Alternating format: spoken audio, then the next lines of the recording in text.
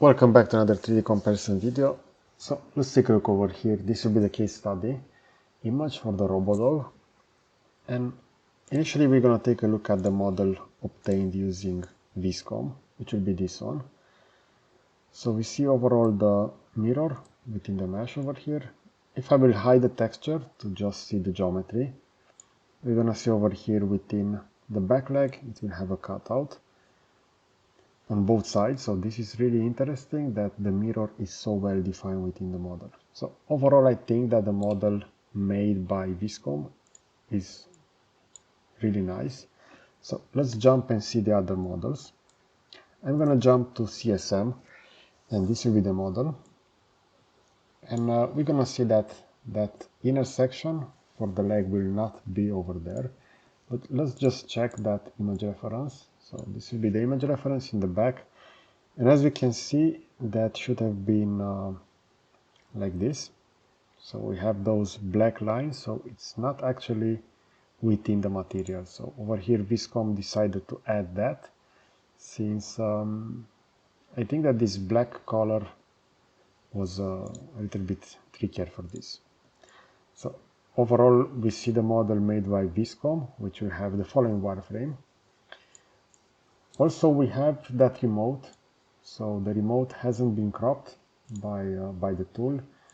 Over here, Vizcom decided to trim this out, since it was, let's say, a small selection within everything, and we have that trimmed out. But let's take a look over here for the tail. So we see the profile of the tail. It will be like that. And we have it as a 3D model like this. While over here within CSM, this is a little bit better defined. Now, let's jump within the last one, which will be Tripo. And we have the model over here. This is with texture. I'm gonna use the untextured model. And we see over here that we have that inner cut within that back leg. And let's analyze the texture over here as well. So it looks like this. So it's not that sharp as the one created by Vizcom.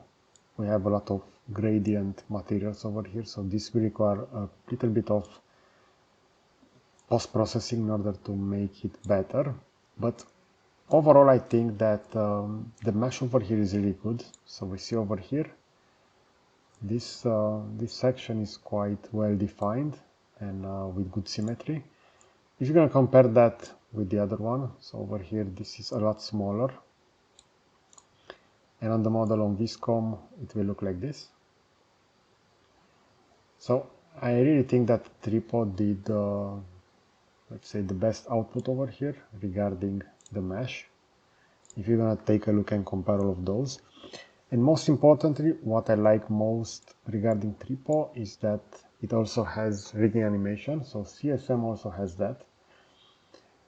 But for this example, if I'm going to switch to walking animation, we're going to see that it will be animated like this.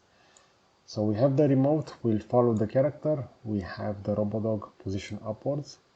We see the tail is not that well animated, but still I find it really interesting that Tripo manages to do such a good job with rigging.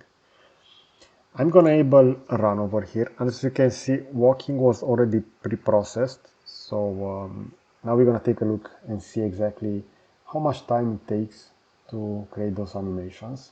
So we still currently have this process for the running animation.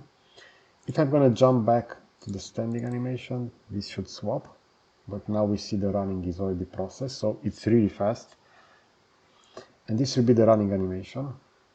Again, it is quite weird looking, but we see that even though the initial position was like this, so standing, it actually took this and considered it to be a biped. So the walking is like this as a biped, even though it had 4 legs over here while within the standing posture. And within the running, again, it went with a biped running. So I'm looking forward to see an update for Tripo that will create rigging and animation for also for characters that will not run within 2 legs, so not like bipeds, but like dogs, for example. Okay, so let me know in the comment section what is your preferred generative AI tool. For me, mostly Tripo is quite good, as we can see over here, and keep in mind that I'm not using any paid account for this, so this is pretty impressive. I'm using the free one. I like Vizcom, especially for car and industrial design applications. And overall, we see that Vizcom also generates really good outputs over here.